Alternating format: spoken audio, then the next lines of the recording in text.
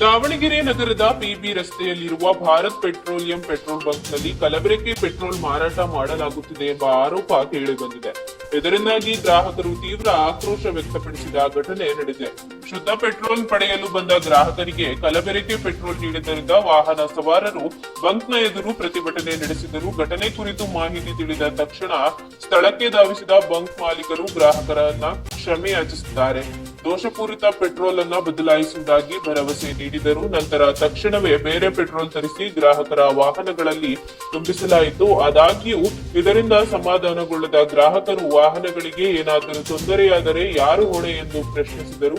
ಗ್ರಾಹಕರೊಬ್ಬರು ಮಾತನಾಡಿ, ನಾವು ಶುದ್ಧ ಪೆಟ್ರೋಲ್ ಹಾಕಿಸಿಕೊಂಡು ಹೋಗುತ್ತಿದ್ದೆವು, ಆದರೆ ಇಲ್ಲಿ ಕಲಬೆರಕೆ ಪೆಟ್ರೋಲ್ ನೀಡಿದ್ದಾರೆ.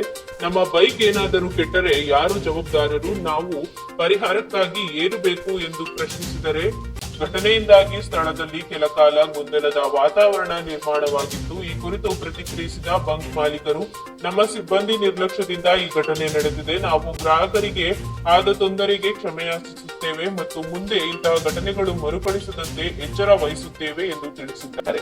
ಅಲ್ಲದೆ ನಷ್ಟ ಪರಿಹಾರದ ಬಗ್ಗೆ ಚರ್ಚೆ ನಡೆಸುವುದಾಗಿ ಹೇಳಿದರು.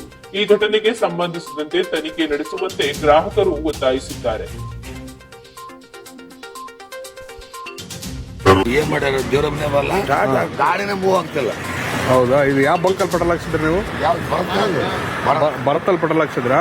ಈಗ ಏನ್ ಹೇಳ್ತಾರ ಅವ್ರು ಬೋರ್ನರ್ ಅದಕ್ಕೆ? ತೆಗೆದು ಆಮೇಲೆ ಇಂಜಿನ್ ಏನಾರ ಪ್ರಾಬ್ಲಮ್ ಆದ್ರೆ ಇಂಜಿನಿಗೆ ಏನ್ ಹೇಳ್ತಾರ ಅವ್ರು? ಅದನ್ನೇ